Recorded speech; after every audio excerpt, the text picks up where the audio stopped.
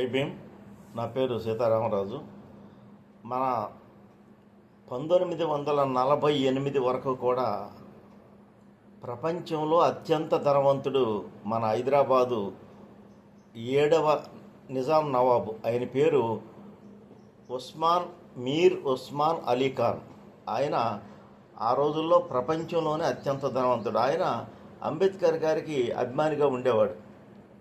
ఆయన ఏం చేశాడంటే ఔరంగాబాదులో 54 ఎకరాల పొలం 16 లక్షలు గ్రాంట్గా ఇచ్చి నువ్వేదన్నా నిర్మాణం చేసుకోమని అంబేద్కర్ గారికి ఇచ్చారు.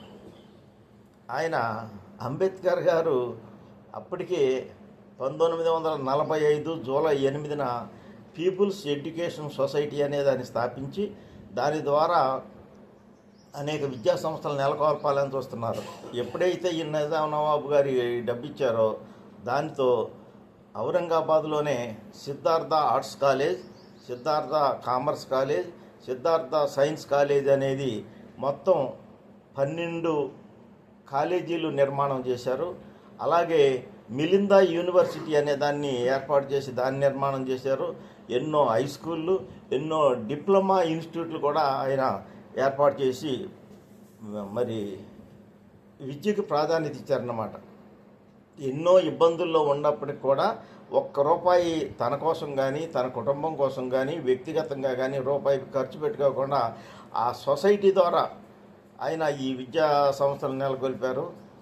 మరి ఆ విధంగా ఆయన విద్యాదాతగా నిలిచారన్నమాట. మరొక విషయం, మైసూర్ మహారాజు గారు కృష్ణరాజ వడయార్, ఆయనకు కూడా అంబేద్కర్ గారు అంటే చాలా ఇష్టం. ఆయన బెంగుళూరు నగరం నడిబొడ్డున 5 ఎకరాలు బ్రహ్మాండమైనటువంటి స్థలాన్ని అంబేద్కర్ గారికి ఇచ్చి నువ్వు ఏదన్నా నిర్మాణం చేసుకోమని ఇచ్చారు. అయితే ఆయన మరి ఈ రోజున చాలామందిలాగా అపార్ట్మెంట్లు కట్టలేదు, గ్రూప్ హౌస్లు కట్టలేదు, లేకపోతే ప్లాట్లు వేసుకోలేదు.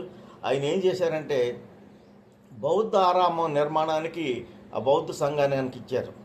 అందులో 5,000 మంది ఒకేసారి మెడిటేషన్ చేసుకునేలాగా ఆ స్థలంలో నిర్మాణం జరిగింది. బౌద్ధారామం ప్రపంచంలోనే అతిపెద్ద బౌద్ధారామంగా అది బెంగళూరు నగరంలో ఉంది.